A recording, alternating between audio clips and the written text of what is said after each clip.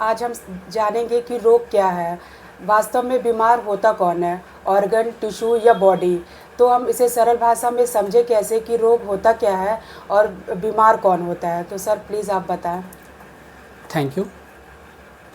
आज का विषय बहुत ही रोचक विषय है और इस विषय पे बेसिकली जैसे हम कहते हैं कि होम्योपैथी रोगी का इलाज करती है, न कि रोग का। होम्योपैथी को समझने के लिए और वास्तव में होम्योपैथी ही नहीं, सत्य सनातन परंपरा के आधार पे रोग को समझने के लिए यह जानना जरूरी है कि वास्तव में रोगी कौन है। क्या सेल बीमार है, क्या टिश्यू बीमार है, क्या ऑर्गन बीमार है, क्या ऑर्गन सिस्टम जो भौतिक स्थूल रूप से दिखाई देता है वो बीमार है, या internal man.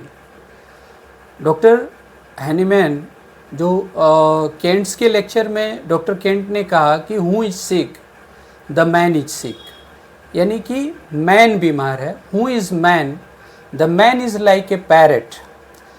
Same thing, if the parrot is inside the cage has so many means, but if the parrot is flew from the cage has no means। यानी कि ये शरीर एक पिंजड़े की तरह है और इस शरीर को संचालित करने के लिए एक इंटरनल फोर्स है। इंटरनल फोर्स जिसे हम होम्योपैथी की भाषा में वाइटल फोर्स कहते हैं, और वो वाइटल फोर्स इसको पूरा संचालित करती है, जिसे हम मैन की संज्ञा देते हैं। वास्तव में वही जीव है, वही जीवनी शक्ति है जो इस भौतिक स्थूल शरीर का पूरी तरह से संचालन करती है। वास्तव में होम्योपैथी की भाषा में जब हम इसे समझने का प्रयास करते हैं तो हम पाते हैं कि डॉक्टर हैनीमैन ने कहा कि there is triune of life, यानी जीवन की 3 इकाई है। एक स्थूल शरीर है, बॉडी, दूसरा है माइंड, और तीसरा है force, internal force, that is called vital force. अब असल में संज्ञा क्या है? अगर हम सत्य सनातन की बात करें तो सनातन परंपरा में भी यही कहा गया है कि एक तन है जो स्थूल रूप में है, एक मन है और एक आत्मा है जो परमात्मा का अंश है। वास्तव में अगर हम रिफॉर्म ऑफ यूनिवर्स को देखें या एनर्जी के सिस्टम को समझने का प्रयास करें तो हम देखेंगे कि एनर्जी का जो रूपांतरण होता है ठोस, द्रव, गैस, और ये प्रक्रिया निरंतर चलती रहती है, एनर्जी कभी नष्ट नहीं होती। ठीक उसी प्रकार जो हम पुनर्जन्म की परिकल्पना करते हैं सनातन परंपरा में, हिंदू धर्म में, वह पुनर्जन्म की भी परिकल्पना यही है, क्योंकि हम स्थूल शरीर को एनर्जी शरीर में यानी कि जला करके और उसको हम एनर्जी के रूप में कन्वर्ट कर देते हैं।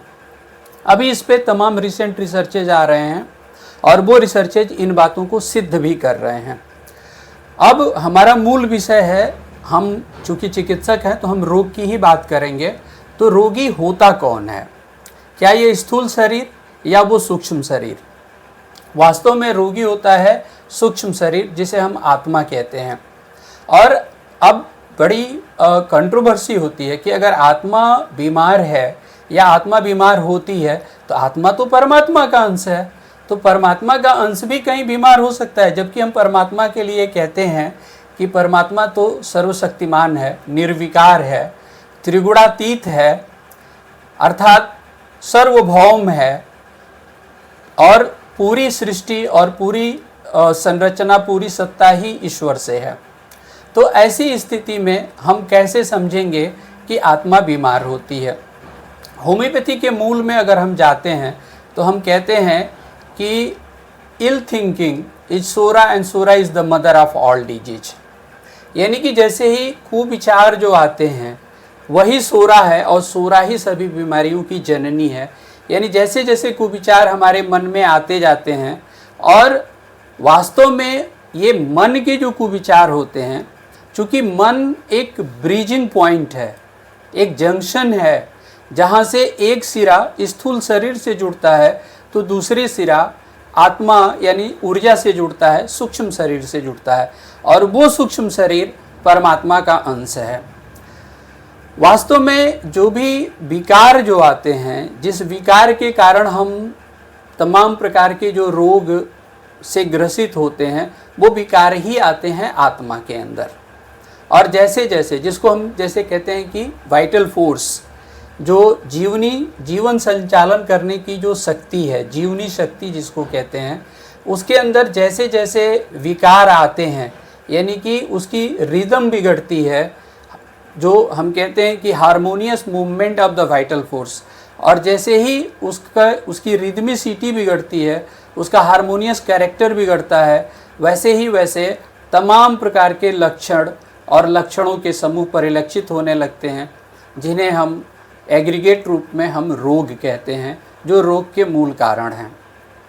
इसे एक हम छोटे से उदाहरण से समझने का प्रयास करते हैं।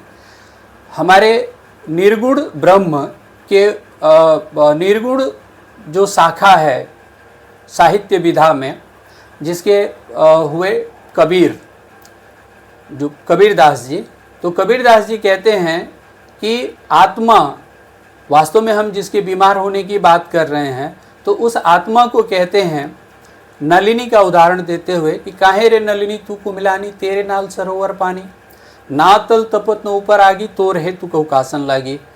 तो आत्मा को कहते हैं कि रे आत्मा, जब तू अजर है, अमर है, अविनाशी है और परमात्मा का अंश है, तो फिर तू कैसे बीमार पड़ रही है।